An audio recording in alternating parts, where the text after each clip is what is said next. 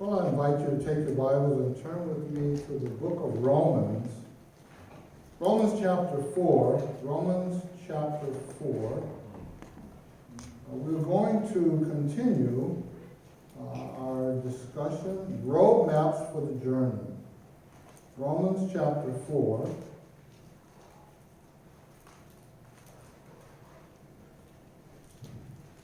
And we'll begin with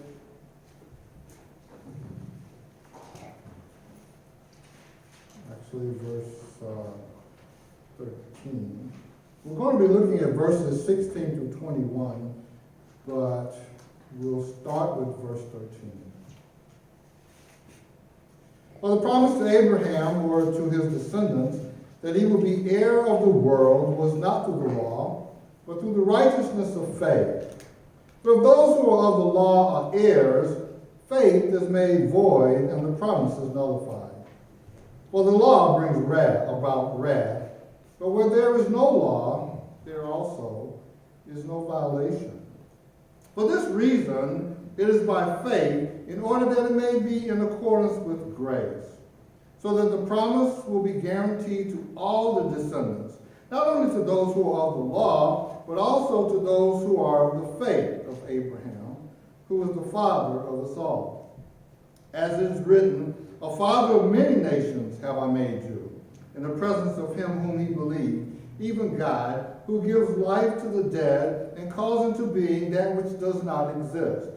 In hope against hope he believed, so that he might become a father of many nations, according to that which had been spoken, so shall thy descendants be. Without becoming weak in faith, he contemplated his own body, now as good as dead, since he was about 100 years old, and the deadness of Sarah's womb. Yet, with respect to the promise of God, he did not waver in unbelief, but grew strong in faith, giving glory to God, and being fully assured that what God had promised, he was able also to perform. Father, thank you again for this day. Thank you for loving us as you do. Thank you, Father, for your goodnesses to us, and having allowed us to do the things that we've done, beginning again with the first hour in Sunday school, discussing Nehemiah and his prayerfulness surrounding his work there and rebuilding the wall. And as we studied out and teased out some of the principles to apply to our own lives from his life, we just ask that the Spirit of God would drive those things into our hearts with finality, and that we'll live them out with our feet. Father, we thank you also for allowing us to sing and greet and give. And now, Father, sit at your feet as we always look forward to hearing from heaven.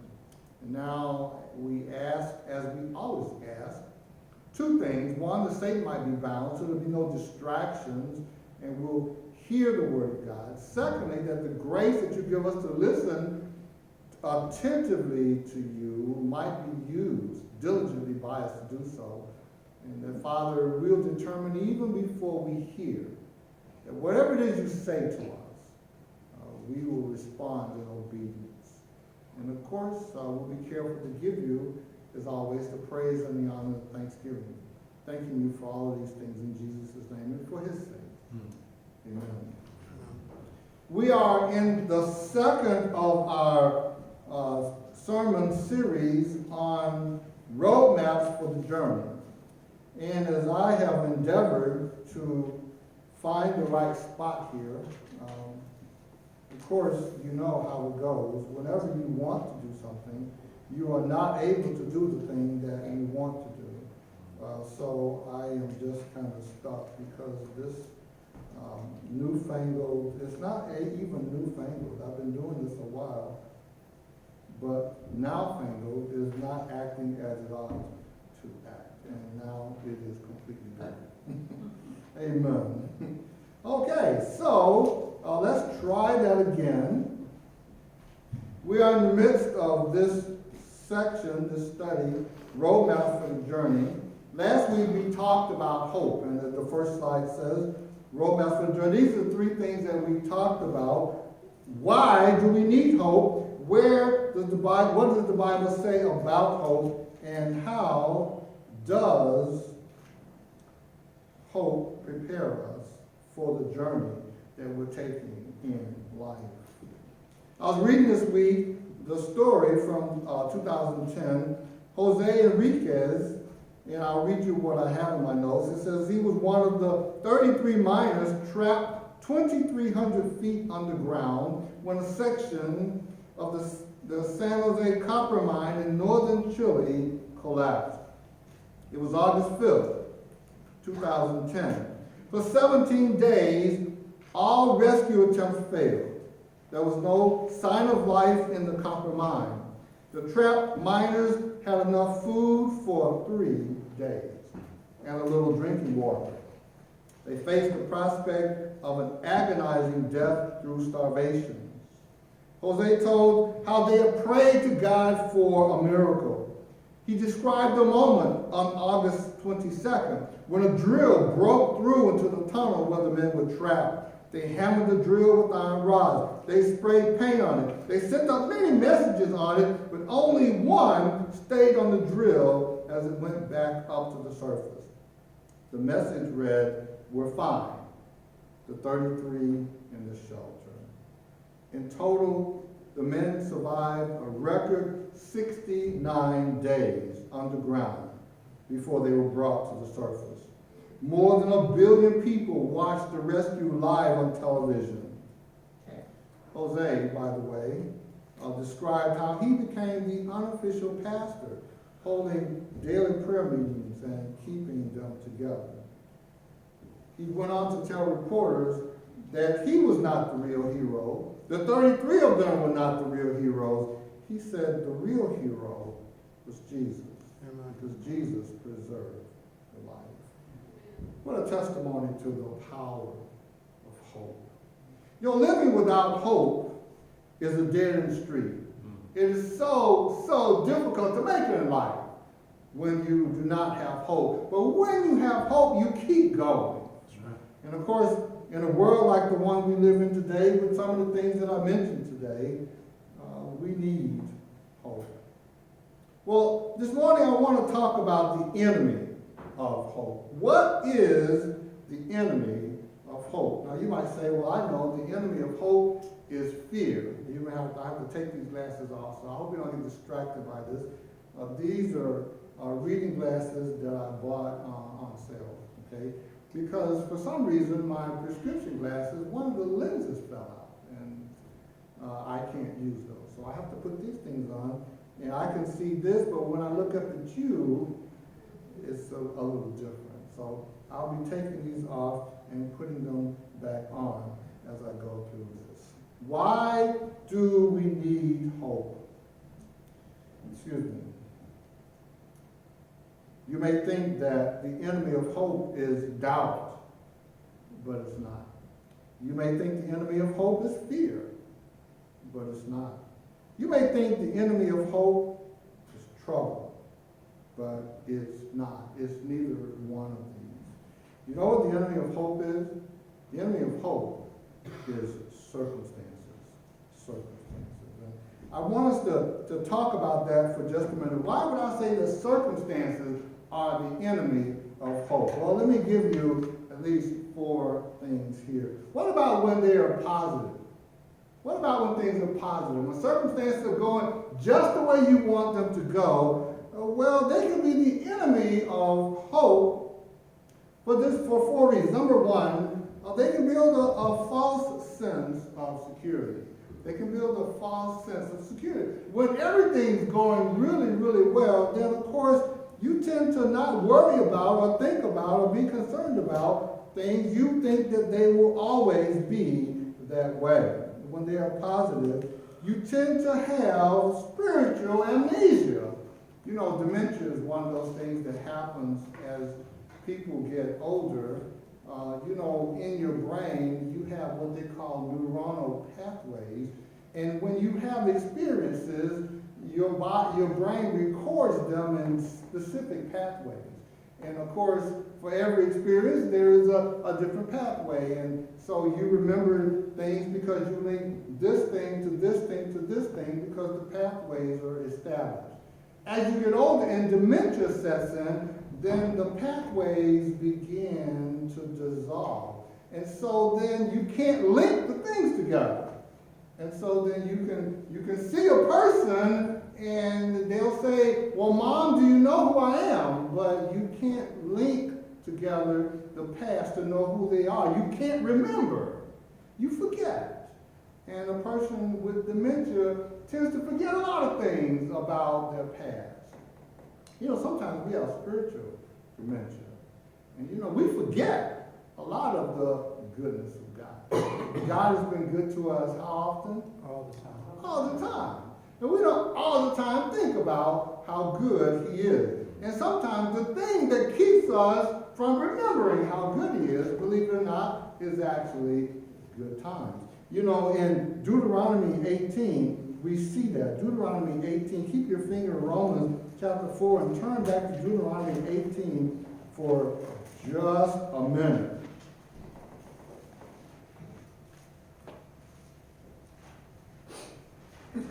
I said Deuteronomy 18.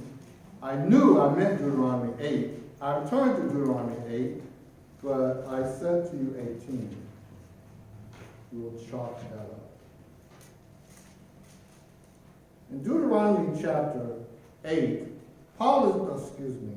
Moses is describing here how God has led his people through the wilderness, and he's exhorting them to remember the things that God has done. He says to them, all the commandments that I'm commanding you today, you must be careful to do, that you may live and multiply and go in and possess the land which the Lord swore to give to your forefathers. You know, God made these promises. God wants to keep his promises. You need to walk in obedience to his commands so that the promises are confirmed. He said, you remember, verse 2, all the way which the Lord your God led you. Verse 3 says he humbled you and let you go hungry, and then he fed you with manna, so that you will know that man doesn't live by bread alone, but by every word that proceeds out of the mouth of the Lord. You think about the fact your clothes didn't wear out, you didn't have, your feet didn't swell up. He says in verse 5, you're to know in your heart that the Lord your God was disciplining you as a man disciplines his son. God has taken care of you. He's preserved you. He's trained you. He's taught you. Therefore, verse 6 says, you shall keep the commandments of the Lord. It was important for you to go through this difficult experience that your heart might be knitted to God and his goodness. Why? Because what's going to happen is that you're going to get into the land. And when you get into the land, you're going to be faced with all kinds of temptation. He says, we'll go down and look at verse 7.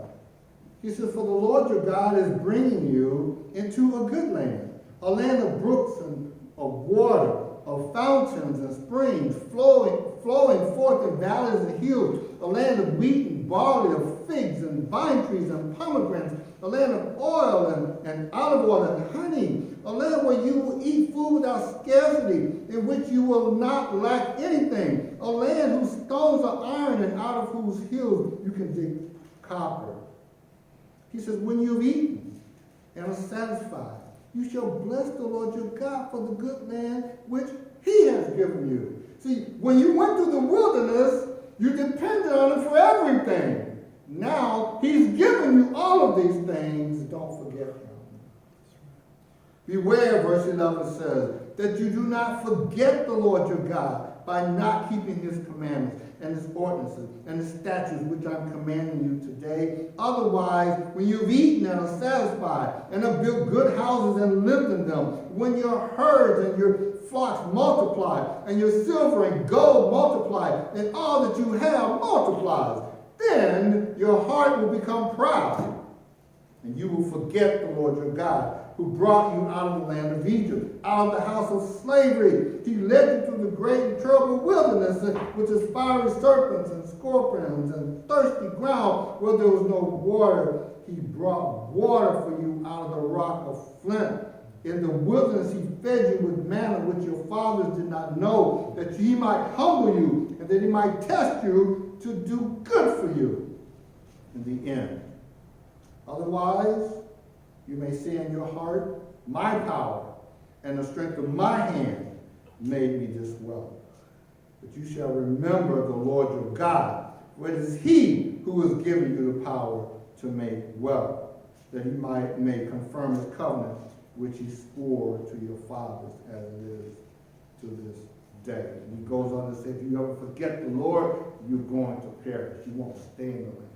So God is taking them through these difficult experiences so that their hearts will be knitted to him, they'd be bound to him, they'd understand that all things that bring about sustenance come from him. So that then when they get a lot of things, they don't forget him. But what happens many times, we get all the goodies. And we get used to having the goodies. And then we forget the Lord. Good circumstances sometimes become the enemy of hope. Because we don't need hope when we have it good. Secondly, it gives a shallow sense of well-being. A shallow sense of well-being. You say, well, it's good. Life is good. I have everything that I need. I don't have to worry about anything, right? Life is so good. Sometimes people they get in debt because they watch television and they see all these things, and then Citibank or Chase or Capital One or somebody tells them they get this card and they can get the things that they want and they don't have money for it. And so then they get a card from Citibank, and they get a card from Capital One, and they get a card from Chase, and the next thing you know, they're over their heads in debt. They owe for all these things that they have, many of which they didn't need, but that's okay, that's a different story. But they have all this stuff. And then someone suggests to them, look, why don't you get a consolidation loan? And you can take all of these bills that you're paying all of that exorbitant interest for, you can pay like 3% up front, and then you will have a zero interest for all of the rest of it. And that's a good deal when you're massively in debt.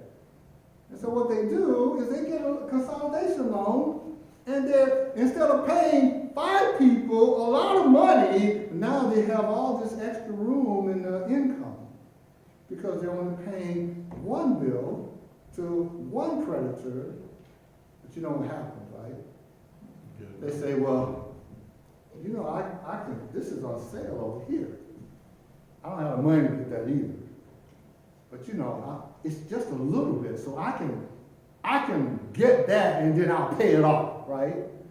And then the next thing you know, they get that, and then they get this, and then something takes place that disrupts their finances, and they don't have the money because they don't have an emergency fund. And so then they whip out another card and they get that, and next thing you know, they're right back where they were. But they're worse than they were before, right? Because they just, that false sense of well-being that says, hey, I'm okay now, causes them to forget all the bondage they were in. And sometimes, see, when things are going well, you have this false sense of well-being and you don't live as responsibly as you used to live. A third thing about good times that militate against hope is that I put down, I said they're like the weather in Michigan. You know the saying, right? If you don't like the weather, what? Stick around, right? Because it's going to change, right? Everything in life changes. The weather changes, circumstances change. If you're going through good circumstances right now, it's not always going to be that way. Now, usually we say when you're going through bad circumstances, you ought to remember that it's not always going to be that way. And that's true. That's when you have hope. But when you're going through good circumstances, you think, man, I can get used to this. Well, listen, it's not always going to be that way. And sometimes we forget those good things that happen. And then we bum out when things turn down. But the good circumstances causes us to be irresponsible in our actions and our choices. The fourth thing is that they can hook us into bad theology. Bad theology. some guy in an expensive suit gets on television, on the radio, or you see him live, and they say, God has blessed me, and he blessed me because I gave him some seed money, right? And if you give God some seed money, then he'll give you a 10-fold, 20-fold, 50-fold, 100-fold blessing. And I tried that. I had an old corrupted car. I gave it to somebody who didn't have a car, and God gave me another car, a better car. I gave that car away, and then I got a new car. I gave that one away, and then I got an even better car. It's the same story all the time. They all have the same story. They're the same experience because they all read the same book.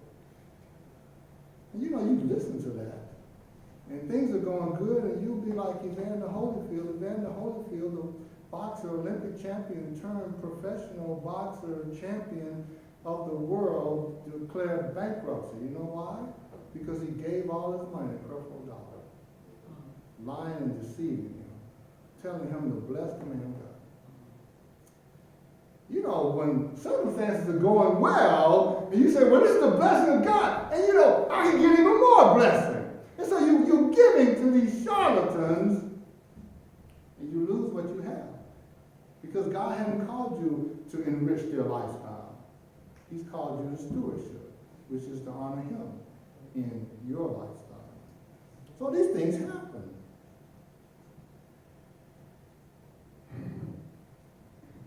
I put in my notes, we think God has favored us because circumstances are good, and then sometimes circumstances go bad. So then what happens then? We blame God.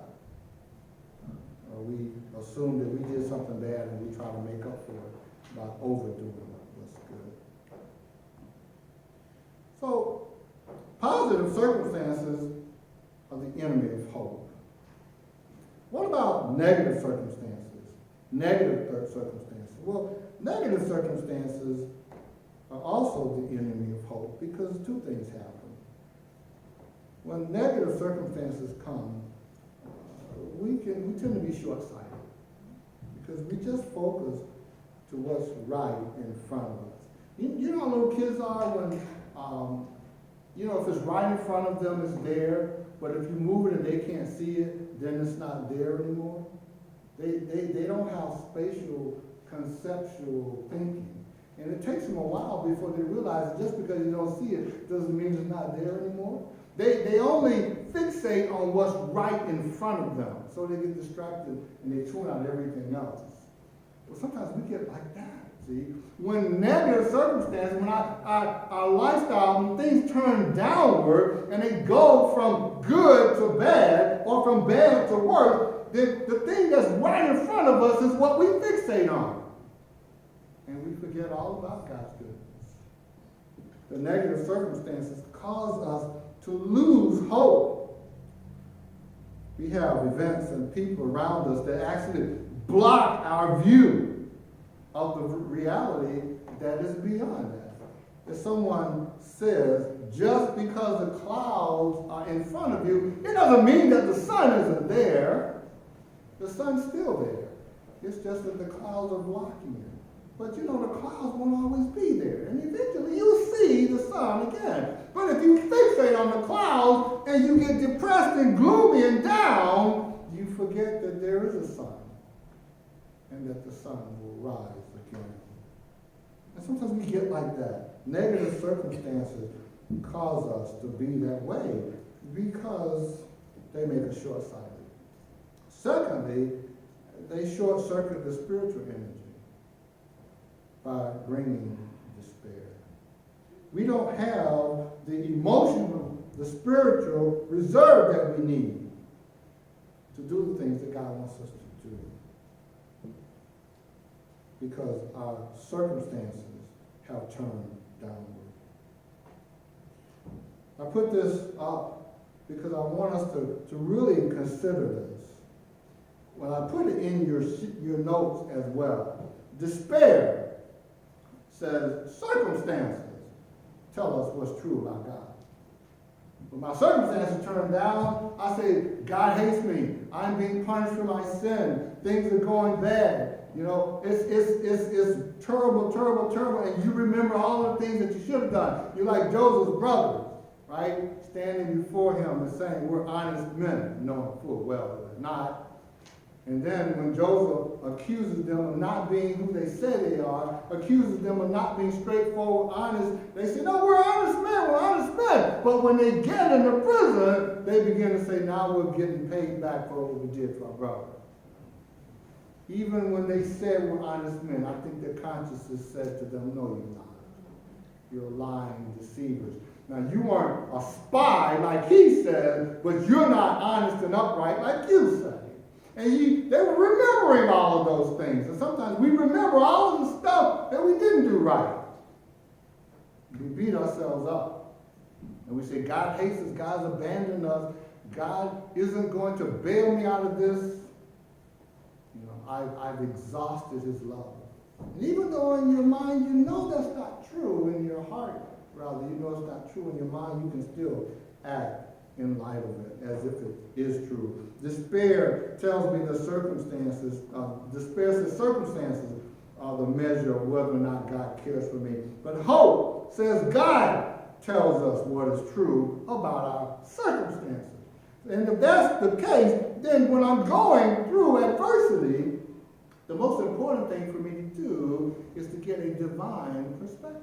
The most important thing for me to do is to run to the Word of God, that I might hear the voice of God and see the heart of God, that I might then be encouraged by the love of God. That's what needs to happen. Then I can have and walk in hope. So how do you keep hope alive? How do you keep hope alive?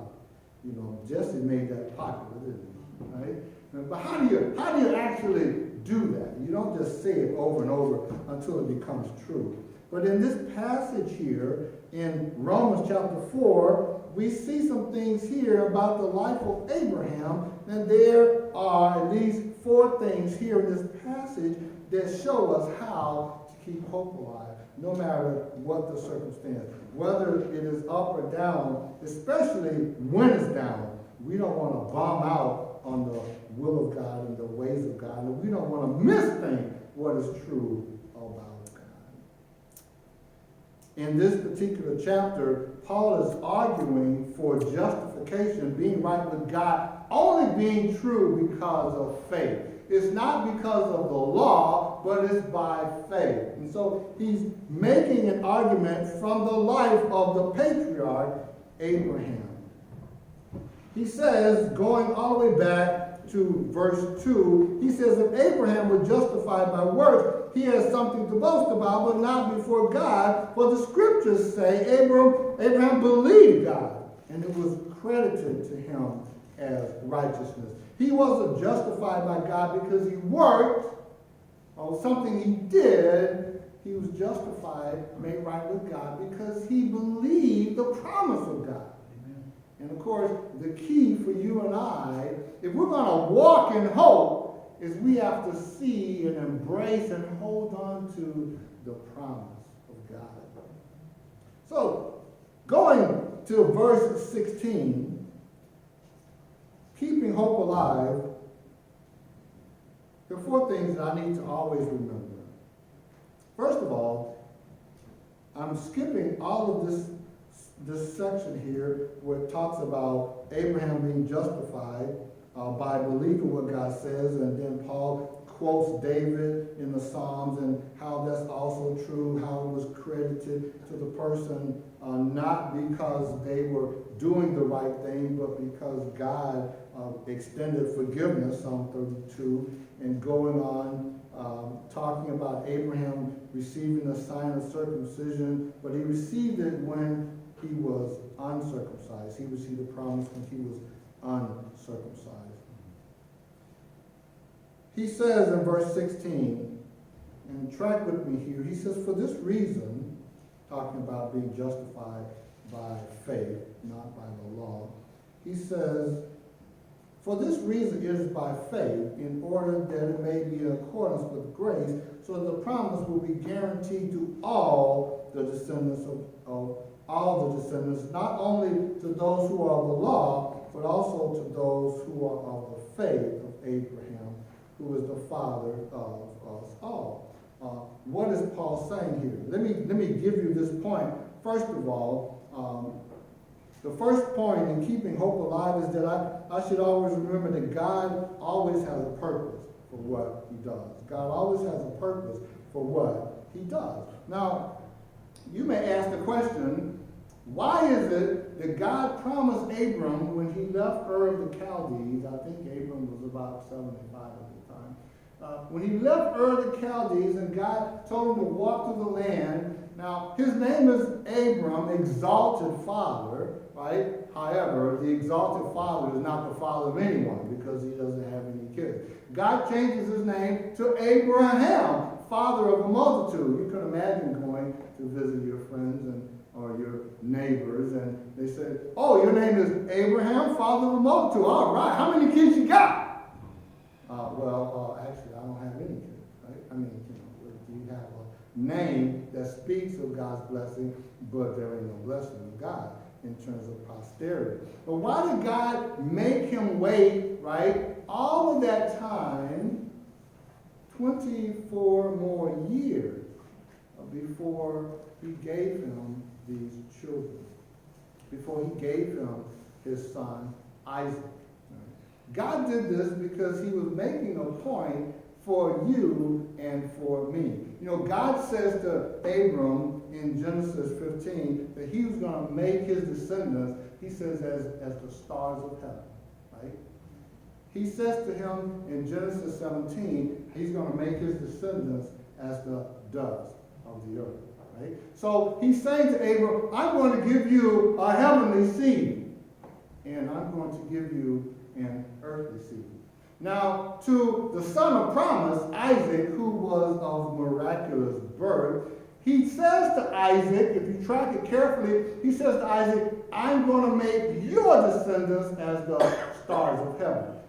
Isaac is a type of Christ. He's the son of promise, the one that God has raised up specifically to inherit all that he had promised to Abraham. Just like Jesus Christ is the ultimate son that God promised. So he has a heavenly seed like Isaac. But then to Jacob, who was the father of the nation of Israel, physical, he says to Jacob, I will make your descendants as the dust of the earth. You will have the earthly seed. Isaac will be a type of the heavenly seed. So he's saying to Abraham, you're going to have a heavenly seed and you're going to have an earthly seed. And so what he did is to the earthly seed, he gave the law. Israel, he gave them his law. But salvation doesn't come by the law, but salvation comes by faith in the promise of God who delivers from the penalty of the law. So the Israelites, the Jews, they're saved by faith in the promise of God. But there are those who are who believe, like Abraham believed, they are the heavenly seed of Abraham.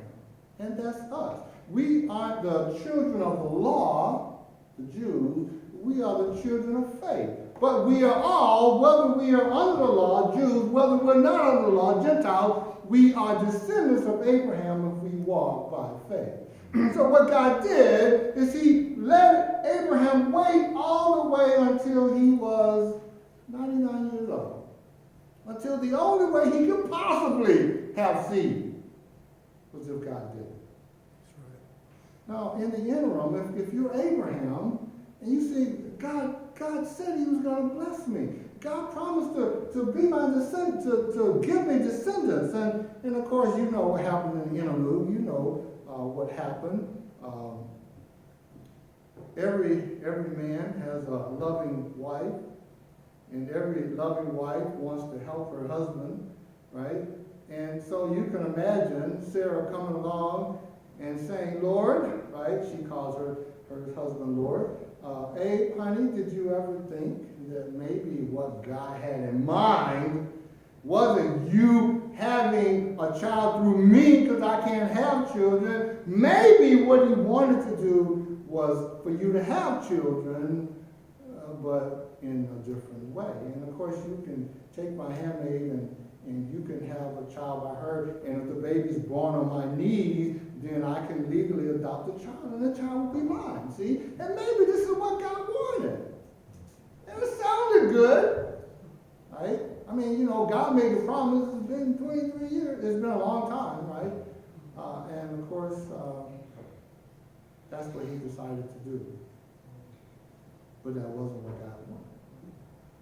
God was waiting until he got to the point where it was impossible for him to have kids apart from God doing a miraculous work, which is exactly what he did.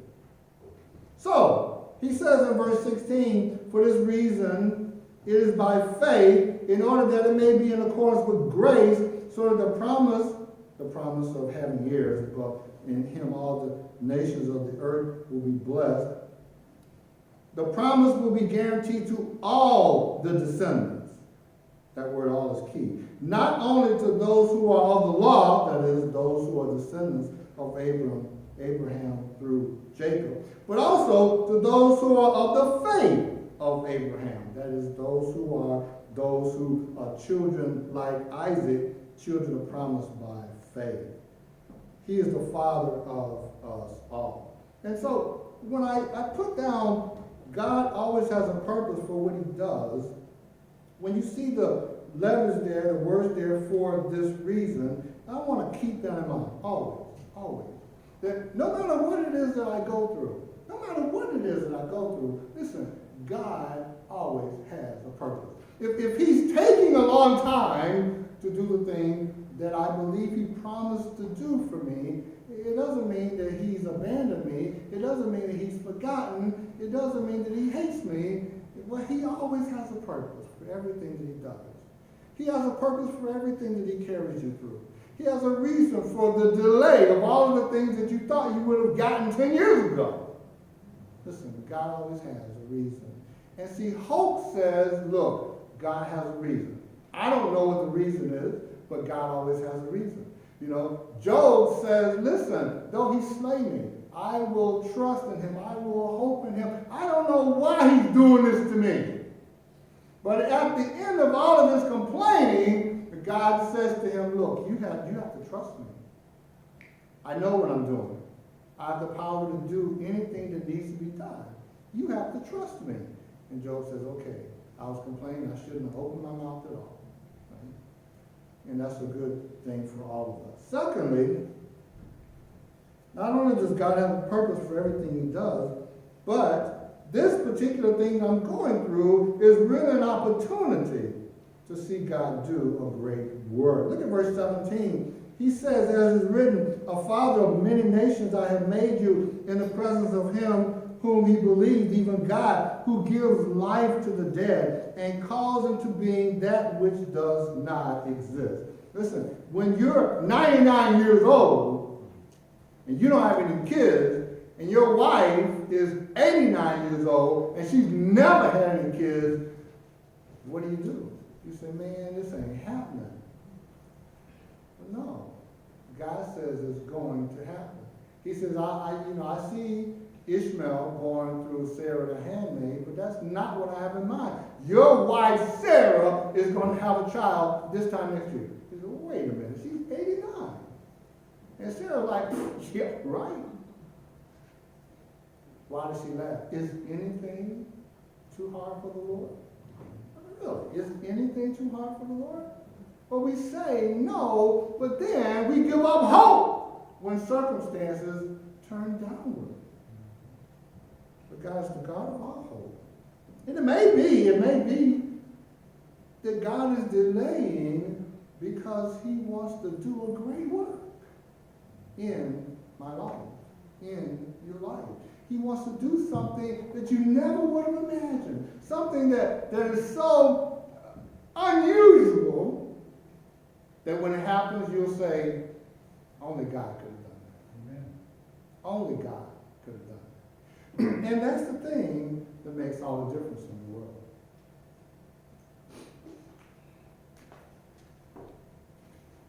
Third thing.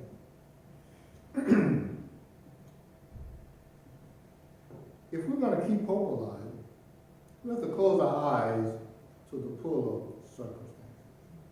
Close your eyes to the pull of circumstances. Circumstances are saying it's impossible. It's not going to happen. It's over. You can forget it. God didn't really mean that. Maybe you misunderstood what he said. Maybe. You know, I used to teach the kids and tell them about the yabbit bird. You know, and I mentioned that to you before. The yabbit bird, he jumps on your shoulder. And every time there's a promise that comes up, you say, yeah, but what about this? And when somebody points out something else in the Word of God, you say, yeah, but you know, and you're always throwing out objections and excuses and reasons why it probably won't happen. You just don't believe God. Listen, God keeps his promises. God keeps all his promises. Sometimes you just have to not look at the circumstance. Look at verses 18 and 19. These are incredible.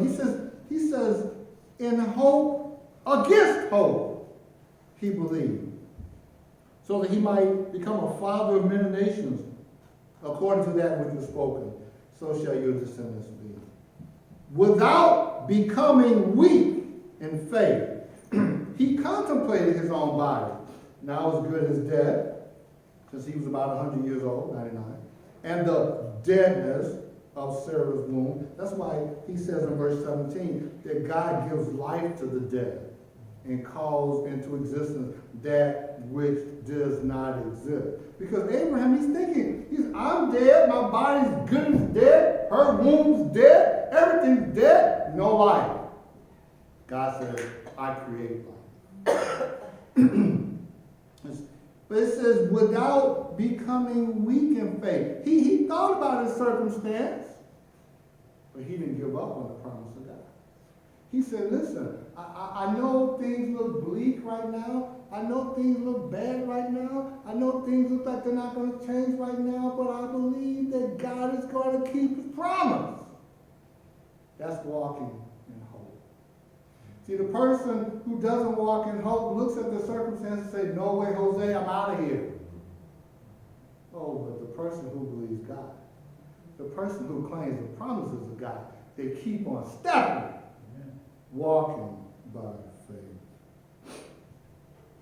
The fourth thing, keeping hope alive, not only remembering that God has a purpose, not only thinking about the fact that this is an opportunity to see God do a great work, not only closing your eyes to the circumstance and not allowing them to naysay your commitment, but number 4, letter D, bank on God's promises, not your condition.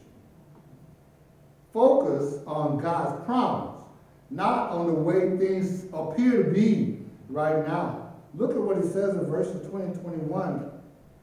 Even after he contemplated his deadness, her deadness, it says, yet with respect to the promise of God, he did not waver in unbelief, but grew strong in faith.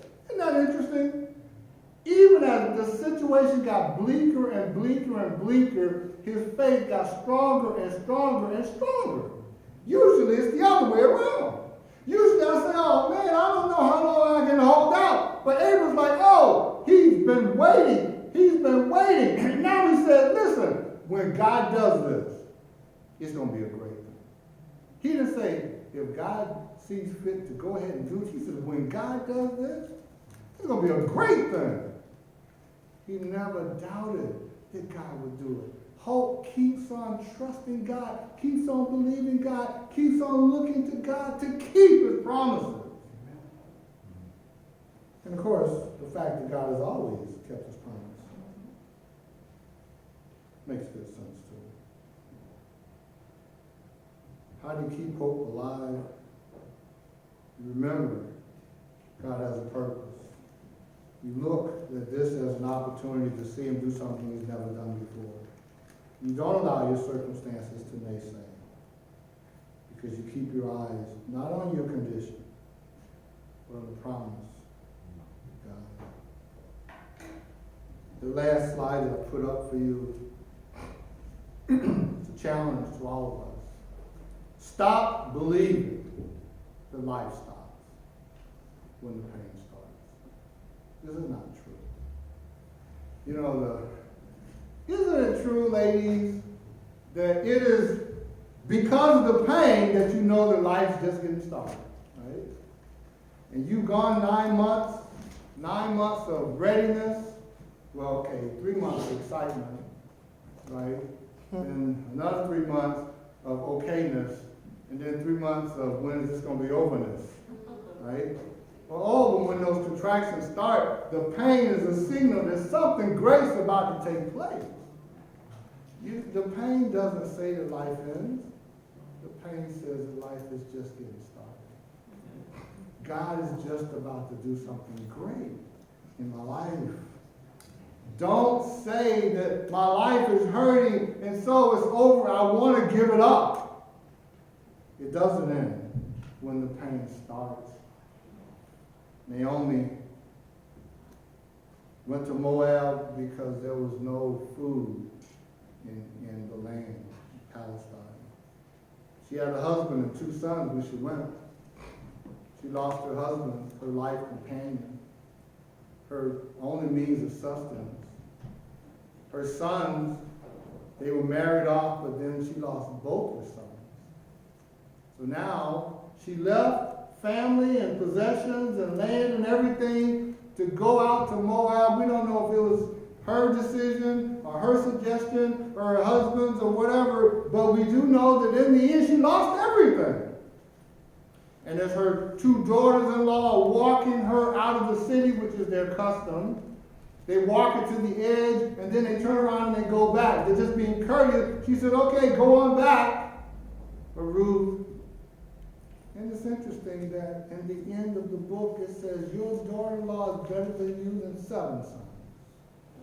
She's got this daughter-in-law who doesn't give up on her, who stays with her, who travels with her. And you know, as a result of all of that, God blesses her life. You know, when Naomi got back home, they say Naomi, which means pleasantness. When she got back home, they said Naomi's back. She said, don't call me Naomi. Don't call me pleasant. Call me bitter, Mara, because the Lord has dealt bitterly with me. She's an angry woman. But you know what? Because of the circumstances, God caring about Naomi, God providing for Naomi through her daughter-in-law. And what do you know, one of those great love stories, some rich man falls in love with Ruth and marries, and then they have a son, right? Boaz, Jesse, the father of David. Great story. God knows what he's doing. Just because life brings me pain doesn't mean that it's over. God is able to do exceedingly, abundantly, above how much? All that we're able to ask of him. According to the power that dwells within us. We can walk always in hope. Father, thank you again for this day. Thank you for loving us. Thank you for the grace, the strength, the enablement to walk in